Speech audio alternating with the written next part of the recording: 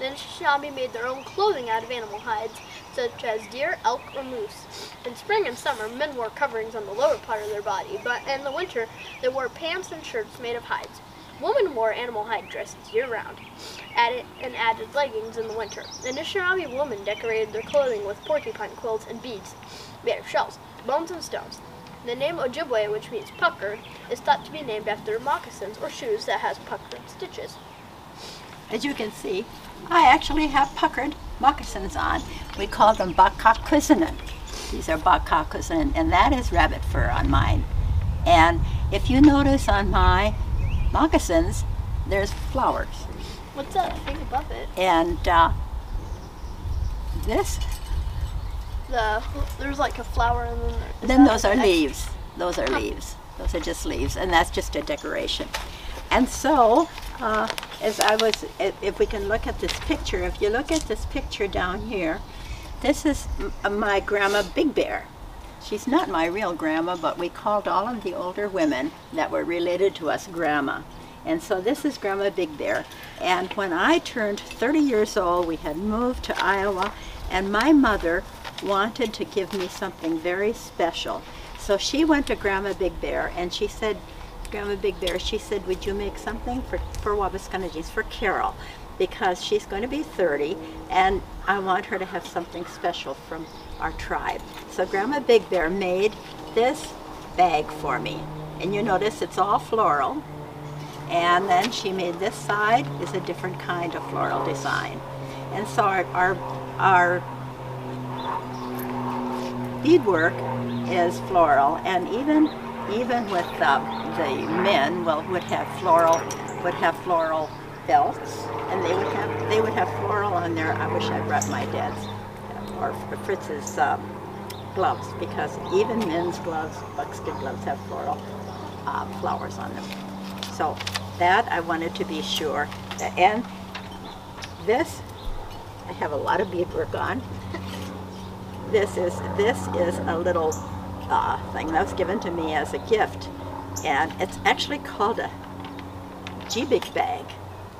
And inside here is you can put little things in there that would, if you wanted to have special thoughts for somebody, you could put a little token inside of it.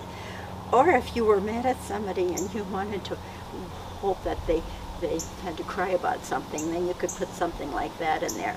And I don't know what's in here. Oh, this is a gift from Loin Dial from the Mille Lacs Band of Chippewa. And this is a very typical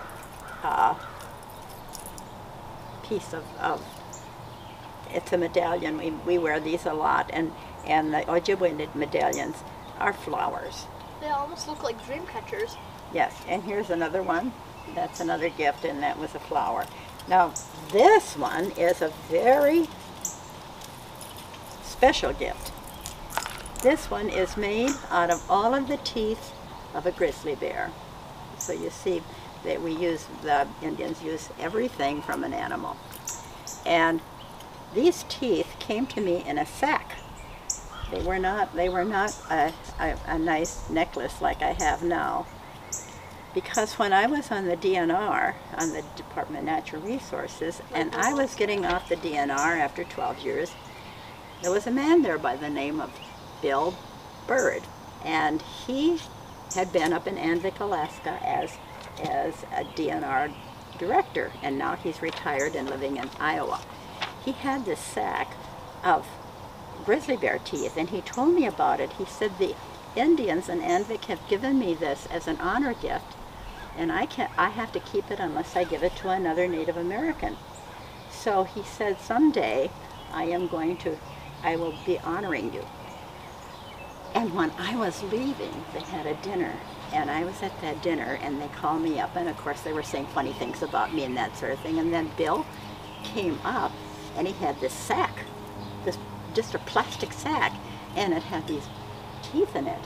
And he said, Carol, I want to honor you with this. And I started to cry because it was such a beautiful honor gift. And the people out there, And the audience were all laughing. They thought it was a joke.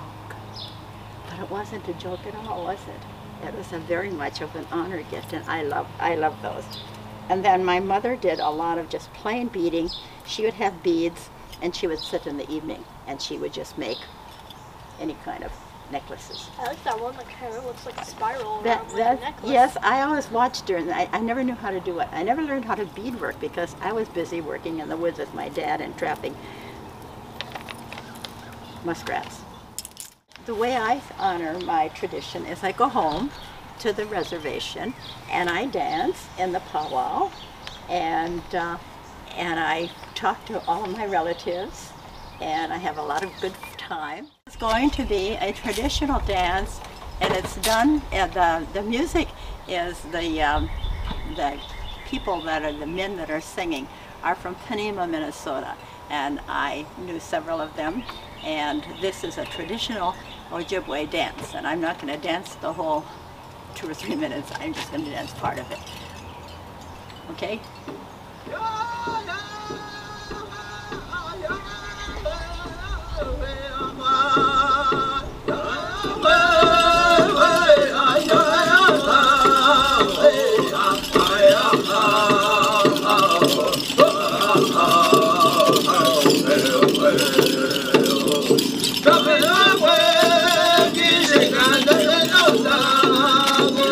This is a woman's dance.